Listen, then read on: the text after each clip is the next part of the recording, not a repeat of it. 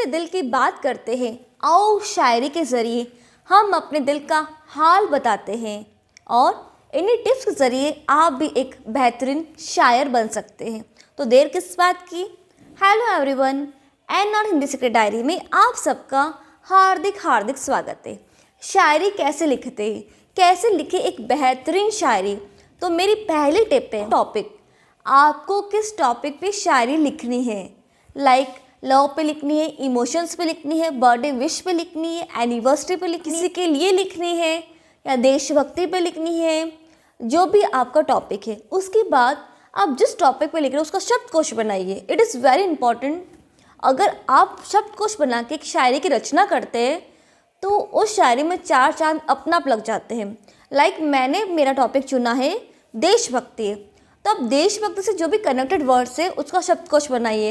Like शरद हो गया, सैनिक हो गया, फौजी हो गया, देशभक्ति हो गया, तिरंगा हो गया, like all this top words. उसके बाद connect this and make a proper sentence.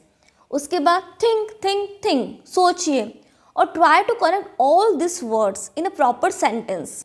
हो सकता है कि कोई एक वर्ड एक सेंटेंस में आए या हो सकता है कोई दो वर्ड एक सेंटेंस में आ जाए, लेकिन आपको सोचना ही पड़ेगा। जितना आप सोचेंगे उतनी ही आपकी शायरी बेहतरीन बनेगी। तो थिंक। उसके बाद एक सेंटेंस का निर्माण कीजिए। लाइक मैंने बनाया था, खड़े हैं वो सरहद पर, हम घर में दीप जलाते हैं। कि वो एक तो सरहद पे खड़े रहते हैं और हम घर में दीपक जलाते हैं, बिकॉज हमारी लाइफ बहुत ईजी रहती है, बिकॉज वो हमारी रक्षा करते हैं सरहद पे खड़े होकर। Try to make it rhyming. अब राइमिंग क्या होती है, अपने वो फेमस पोएम तो सुनी होगी सुभद्रा चौहान जी की, बुंदेलो हर बोलो की मुँह हमने सुनी कहानी थी, खूब लड़ी मर्दानी वो तो झांसी वाली रानी थी। इसमें राइमिंग क्या है, कहानी और रानी।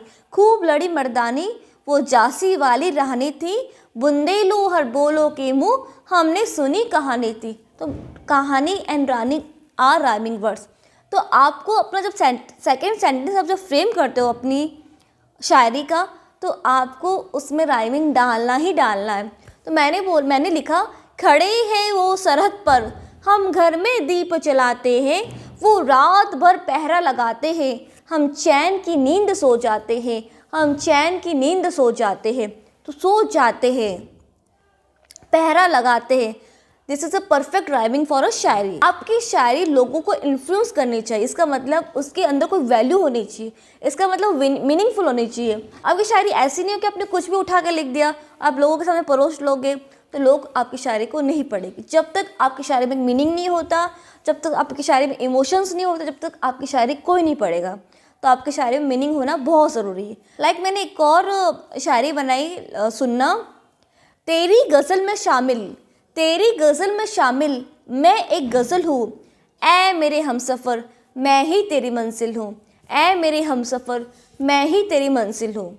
तो गज़ल मंजिल की दिस इज़ द राइमिंग, और ये मैंने किसी ये राइमिंग है। तो अगर आप इस तरह से शायरी की रचना करते हैं, अगर इन टिप्स को आजमा के अगर आप शायरी की रचना करते हैं तो आप एक बेहतरीन शायर ज़रूर बनेंगे। तो मुझे इंतज़ार है आपके नेक्स्ट शायरी का। Thank you so much. अगर आपको मेरा वीडियो पसंद आए तो please like share subscribe. Thanks for watching me.